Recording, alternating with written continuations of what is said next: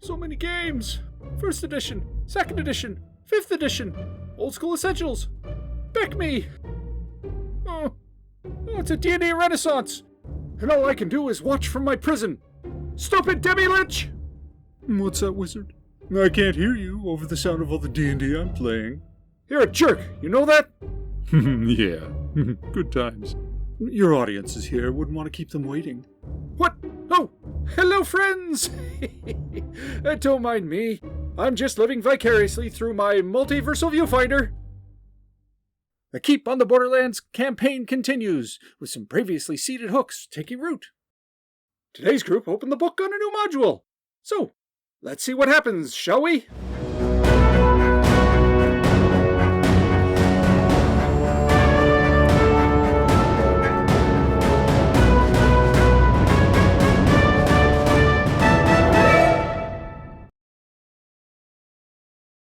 As usual, the session is recreated using the Order of the Stick, Monster for Every Season cutout minis.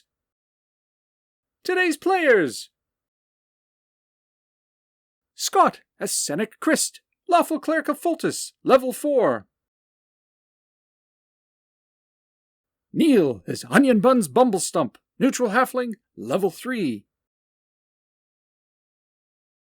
Rhiannon as Plexus Goric, Chaotic Dwarf, Level 3. Stephanie as Starla, Lawful Cleric of Fultus, Level 1. As always, our team is assembled at the meeting place within the keep, the Traveller's Inn, going over news of the region. While Onion Buns has adventured with Senek and Plexus before, this is his first time meeting Starla, and he immediately ingratiates himself by repeatedly calling her Starlight. And by ingratiate, I mean annoy the dickens out of her. Good times. The group discusses problems in the region, ranging from the marauding goblin known as Kosovic, the Castellan's out-of-place unwillingness to attack the Lizardman lair, the giant scorpions they recently battled in the Cursed Grove, and the fact that the tribes of the Caves of Chaos have returned after the winter in greater numbers and openly displaying their allegiance to Leogzed, a god of pure chaos. During the conversation, Starlight, that is, Starla, takes further umbrage with Onion Bun's continued willful mispronunciation of her name, eventually suggesting to him that if he doesn't cut it out, there will be consequences. Onion Buns decides to cut it out. The team does eventually come together on an agreement that they will hunt this goblin raider known as Kosovic. The 1,000 royal bounty on Kosovic's head doesn't hurt either. Deciding to recruit retainers, Onion Buns uses the time-honored lazy recruitment method of simply calling out to the crowd at the inn. This attracts the attention of a familiar face, none other than Gwen. Gwen being the she-elf that Onion Buns and Senek rescued from Bolg the Slaver last year. Gwen's presence is a combination of the module's guideline that there's a possibility of leveled NPCs, as well as a callback to established events. After Onion Buns and Senek had rescued her, the DM added her to the list of leveled NPCs on the Keep roster. Asked about her human warrior friends that were rescued with her, she says they are looking into some hubbub at Fort Guido, which piques Onion Buns' curiosity, but when they learn that a red dragon has been seen in the vicinity of late, they opt to stick with the goblins. Though they do wonder if it was the same dragon they saw fly overhead some months back. Gwen agrees to help them take on Kosovic for a flat 25% of the spoils. They discuss and negotiate a little, but ultimately agree to her terms. Feeling that one elf is not nearly enough to bolster their numbers, Starla goes over to recruit 4 burly-looking guys eating and drinking at a nearby table. Though their brazen leader's attempts to flirt with Starla aggravate her, a result of her high charisma, she retains her professionalism and continues to negotiate a rate. There is a back and forth about how much share of the spoils will come their way, but ultimately they agree to a full share divided amongst themselves, in addition to a flat fee of 1 gold piece per day of employment and keeping the gear provided to them for the mission.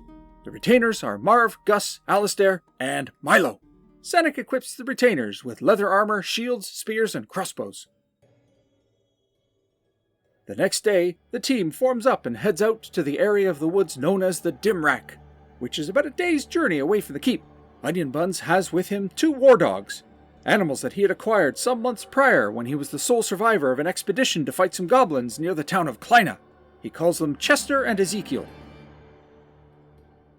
The team is wary as they pass the part of the road nearest the Caves of Chaos, but in the end, the trip to the Dymrak is uneventful. Arriving at the Dymrak at end of day, the main group finds a place to make camp while Onion Buns and Gwen scout around. The two find goblin tracks as well as those of a lizard man, then report back to the group. Gwen tells them that lizard men don't associate with other races unless they can speak the tongue, which lizard men perceive as a sign from their goddess. Senek also recalls learning this recently. Someone among the goblins must speak the lizard man language in order to earn their allegiance. There are no random encounters in the night, and the following dawn, the team gears up and prepares to enter the Dymrak. They follow the tracks into the Dymrak, which is treacherous terrain, as much of the solid forest gives way to full-on bog. Because the terrain is unsuitable for their cart, they leave the retainer Gus and the war dog Chester back to watch their supplies. Gwen leads the way, guiding them on firmer pathways well hidden to the untrained eye. She advises them to be wary of sinkholes. At one point, Gwen and Onion Buns lose their way, losing a little time while they reorient themselves, but eventually finding their way to a large mound surrounded by stagnant water, forming a sort of moat. There is a clear opening on one side of the mound, but the team figures that is likely to be guarded. They stay back and out of sight. Gwen and Plexus, bickering as elves and dwarves are wont to do, scout around the mound in hopes of finding a back way in. Due to the nature of the terrain, the DM requires dexterity rolls as they pick their way through the bog. A misstep sees Gwen up to her waist in a sinkhole, which pleases Plexus to no end. The dwarf laughs and enjoys the elf's plight, then petulantly refuses to help the elf out of her predicament. Gwen manages to pull herself out, while Plexus giggles, and then they move forward. Take a wild guess which petulant dwarf finds herself chest deep in her own sinkhole. Gwen then savors the reversal and proceeds forward, leaving Plexus to escape the embarrassing situation on her own. She uses her battle axe to hook a nearby branch and pull herself up. There are no more incidents with sinkholes before they finish their scout around the mound, but they are unable to find an alternate entrance.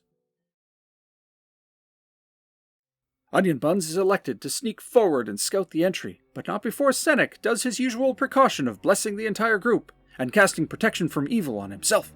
The rest of the team forms up with missile fire ready to support Onion Buns. Bow in hand, he advances, but the entrance is in fact being watched.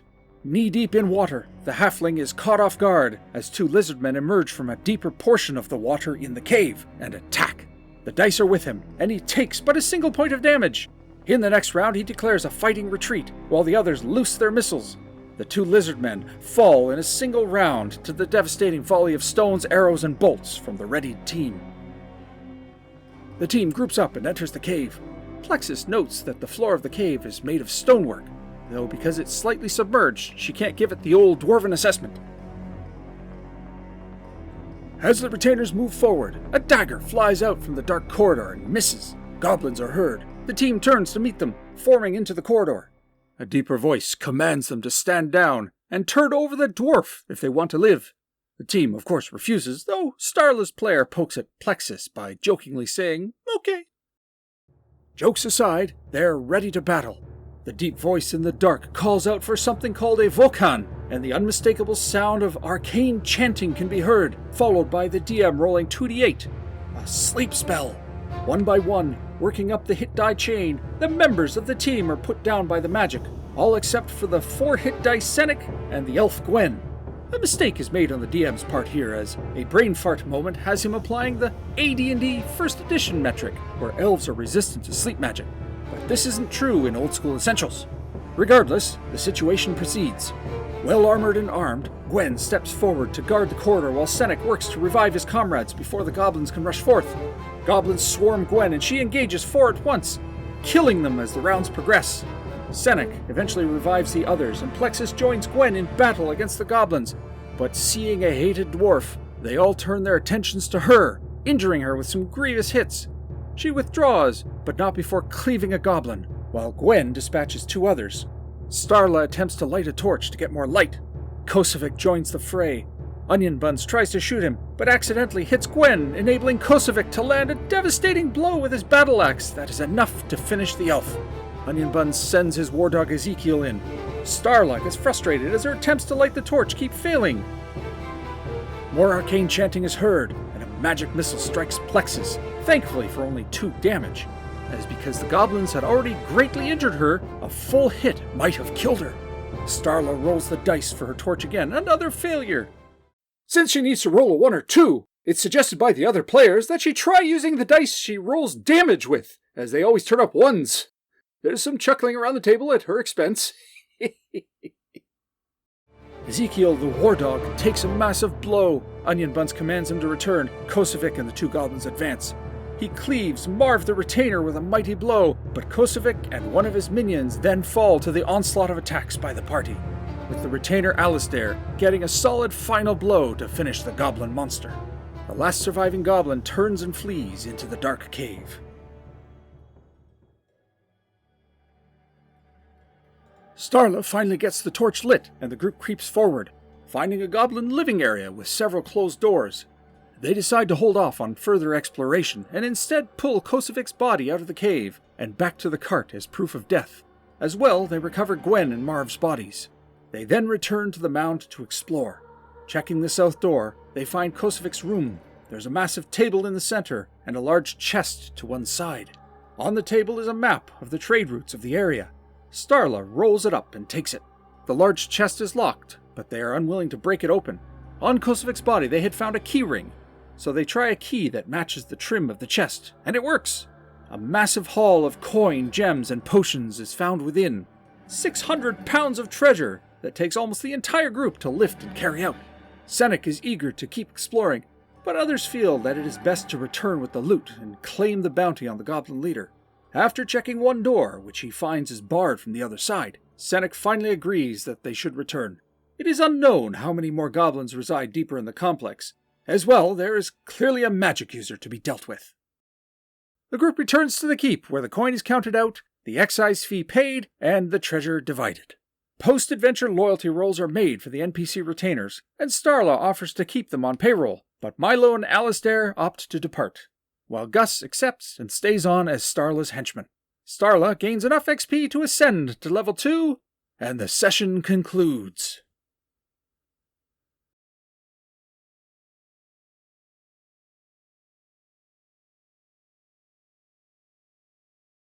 Well, friends, another external module seeded into the Keep on the Borderlands campaign has been engaged with. Let's review the sections of the module the group played through. The Dymrak Dread is a basic D&D module written by John Nephew. I also believe that this is the last of the modules printed for the Known World, otherwise known as Mystara. Any subsequent module for basic D&D was done for the Thunder Rift setting, or the Hollow World. It clocks in at 16 pages, so nothing too thick. It's a good, tight dungeon crawl you can slip into an ongoing game as a side quest, rather than being a campaign in and of itself. It's meant as a low-level introductory scenario, though some of the creatures in here can actually be pretty tough. This group was a fairly strong group with an average level of 2 to 3 and 5 NPCs, yet there was a moment there where it looked like they were all going down. Now, canonically, while the Dymrak is part of Mystara, it's nowhere near the Keep on the Borderlands, so obviously the DM here fudged the location rather than keeping it canon. But that's really a small matter. I've gotten a lot of mileage out of this one as a starter for new groups, and the goblin battle never fails to be tense, especially when the sleep spell gets flung at the players. But that's not to say the presentation is flawless. My first gripe is the map. I do like that it comes with this lovely fold-out battle map. Having the details of the caves, water, furniture, etc. is nice. My issue here is that this map is the only copy of the map that comes with the module. It's not printed on the inside module cover as they traditionally do. So if you lose the poster map, then that's it, you're done. There's no redundancy. The internal logic of the presentation is a little strange too. The module suggests that the goblins leave the lizardmen to their fates when the cave is attacked, which is fair goblin behavior. But then the DM is meant to play the module as if no alert is sounded. The goblin on watch lets the lizardmen get slaughtered, but then doesn't actively raise an alarm, instead choosing to take on the group solo, as presented in the box text. Of course, the DM here ignored that. Once the lizardmen engage with the intruders, the goblins are on high alert, and they're ready to fight.